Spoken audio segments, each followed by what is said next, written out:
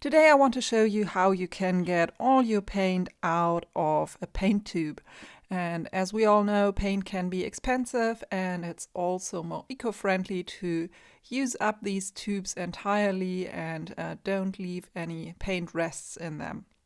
So I actually do this in two different ways, and the first thing that I use is this little device.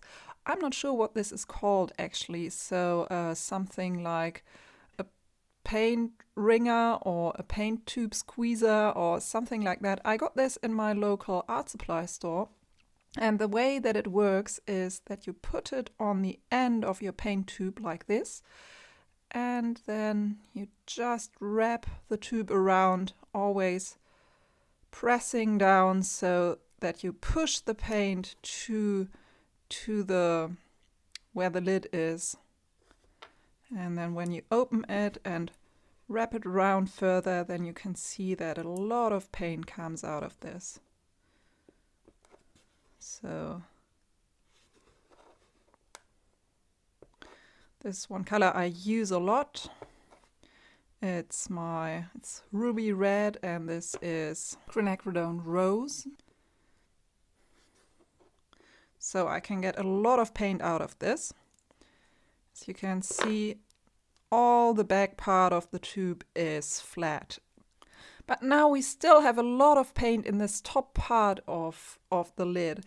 And what I do now is I use these pliers. So these are fairly long, thin pliers that I can use to press down on this top part here.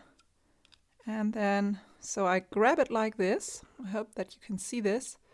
And then I just start to squeeze, and you can see there's a lot of paint still in that top part of the tube, or that front part. And I'll also do this on the other side. And on the left and on the right.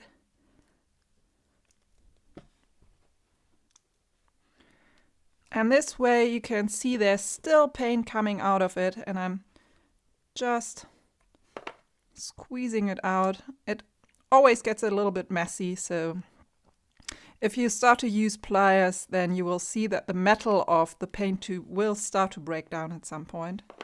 So that's to be expected.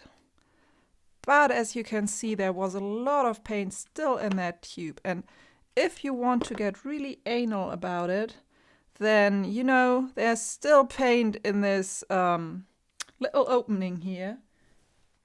You could use something like a toothpick or like this sort of wooden pick, and then get out the rest of the paint. But I think the pliers did a very good job already. So that's my little tip. As you can see, I've got almost as much paint on my hands as I have in my pan now, but that's a good way to get your paint tubes empty. I hope this was useful for you. Let me know if you like to learn more of these quick little tips about watercolor. So thank you for watching, and I'll see you soon. Bye!